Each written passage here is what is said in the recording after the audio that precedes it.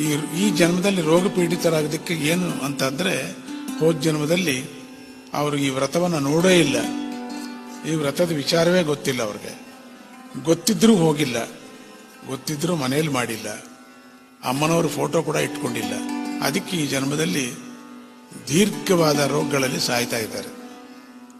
ರೋಗ ಪೀಡಿತರಾಗೋದಕ್ಕೆ ಕಾರಣ, ಲಕ್ಷ್ಮಿ ಇಲ್ಲದೆ ಇರೋದಕ್ಕೂ ಕಾರಣ, ದರಿದ್ರರಾಗೋಕ್ಕೂ ಕೂಡ ಕಾರಣ. ಇದೆಲ್ಲವೂ ಹಿಂದಿನ ಜನ್ಮದಲ್ಲಿ ನಾವು ಮಾಡದೇ ಇರೋದ್ರಿಂದ. ಅದಕ್ಕೆ ಈ ಜನ್ಮದಲ್ಲಾರು ಮಾಡಿದ್ರೆ, ಈ ಜನ್ಮದಲ್ಲಾರು ಚೆನ್ನಾಗಿದ್ದು ಮುಂದಿನ ಜನ್ಮದಲ್ಲೂ ಸುಖವಾಗಿರ್ತೀವಿ ನಾವು. ಆದ್ರಿಂದ ಅಂಥವರೆಲ್ಲರೂ ಕೂಡ ಈ ಜನ್ಮದಲ್ಲಾದರೂ ಕೂಡ ತಮ್ಮ ತಪ್ಪನ್ನ ತಿಳ್ಕೊಂಡ್ಬಿಟ್ಟು ಅಮ್ಮನವರವನ್ನ ಪೂಜಿಸಬೇಕು.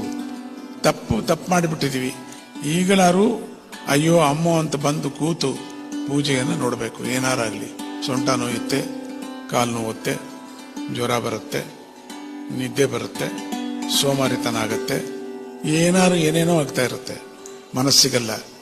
ಆದರೂ ಬಲವಂತವಾಗಾದ್ರೂ ಕೂಡ ನಾವು ನೋಡಬೇಕು ಅಂತ ಹೇಳುದು. ದೇವಿ ನವರಾತ್ರಿ ವ್ರತವನ್ನ ಭೂಮಿ ಮೇಲೆ ಆಚರಿಸದೇ ಇರತಕ್ಕಂಥವರು ಸ್ವರ್ಗ ಸುಖವನ್ನಾಗಲಿ ವೈಭವನ್ನಾಗಲಿ ಕೂಡ ಪಡೆಯೋದಕ್ಕೆ ಸಾಧ್ಯವೇ ಇಲ್ಲ. ಅವ್ರಿಗೆ ಯಾರು ಯೋಗ್ಯತೆ ಇಲ್ಲ ಅಂದ್ಬಿಟ್ರು.